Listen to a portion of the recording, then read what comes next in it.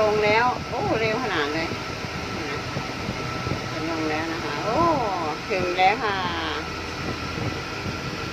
จะถึงพื้นดินแล้วนะคะ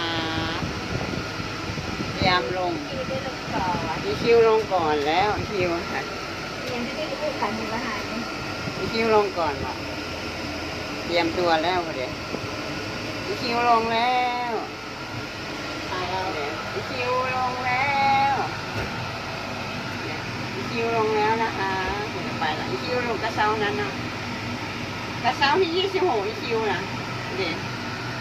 กระเช้าที่26ส่วนเรากระเช้าที่27ส่วนเรากระเช้าที่27นะคะ แล้วก็จะลงแล้วนะคะ